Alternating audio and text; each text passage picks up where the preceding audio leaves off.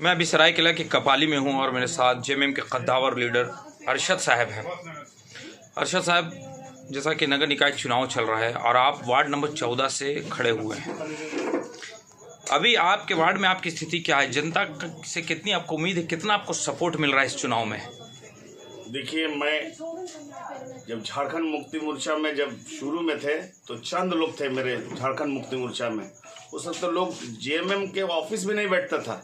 मेरे सेवा कोई यहाँ पर कोई पुराना ऐसा कोई नेता नहीं है। और मैं बता रहा हूँ, आज मेरे जिला अध्यक्ष जी आए थे, उन्होंने कहा कई लोग क्या है अभी हम तूफानी दौरा करेंगे 2-3 दिन में। अरशद जी आपके यहाँ भी आएंगे और लोगों पे निजाम भाई से भी बात हुई, हमारे चांद भाई भी बात हुआ, सारे लोगों से बात हुआ कि उनकी तूफानी दौरा हुई। जहाँ तक चुनाव की है कि मैं इत्मीनान से उनके लोगों को बीच काम किया। मैं 14 नंबर में बहुत से रोड बनाया।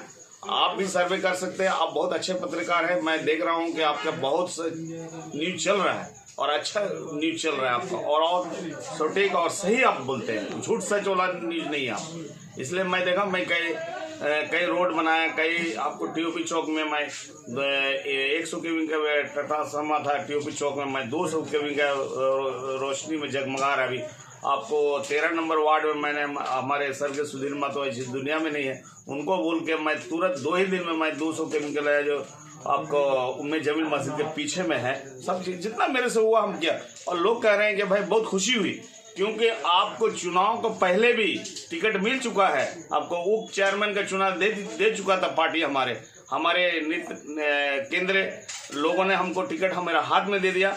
मैं किसी कारण मेरे छोटे भाई चांद को हमने दे दिया, नहीं तो मेरे को टिकट हमारे कई वरिष्ठ था, मेरा विधायक जी और मामा जी सब मिल करके हमको टिकट दे दिया था। मैं किसी कारण एक आदमी घटना हो गया था चांद के साथ, वो देख करके मैं उनको टिकट को दे दिया चुनाव लड़ने के लिए। तो मेरे को टिकट मिल गया था। लोग कह रहे थे कि अरशद भाई का पकड़ने, मैं गया 2 दिन वहाँ रहा आवास में, चंपा सोरेन के मैं टिकट लेके आ गया वहाँ, और उन्होंने कहा कि टिकट आपको दे रहे हैं, इनका मेहरबानी।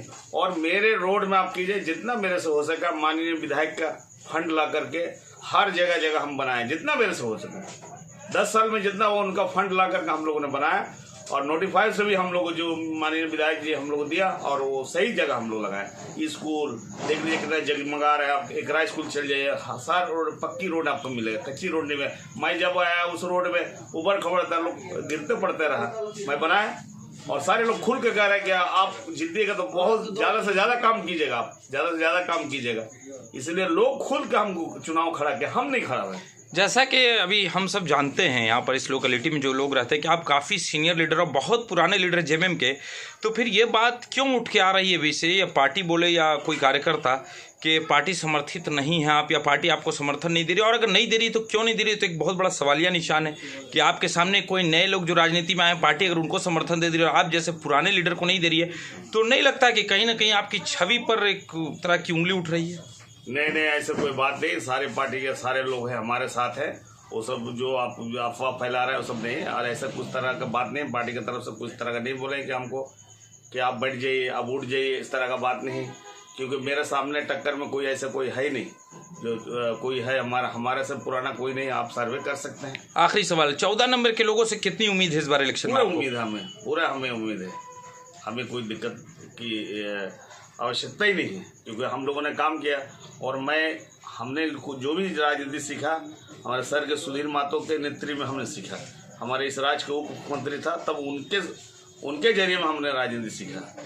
राजनीति हमको कुछ नहीं आता था, ABC नहीं आता था। उन्होंने हमको पार्टी में लाया और 20 सूत्री का भी सदस्य बनाया। किसी मुस्लिम को नहीं बनाया क्षेत्र का, मेरे को छोड़कर।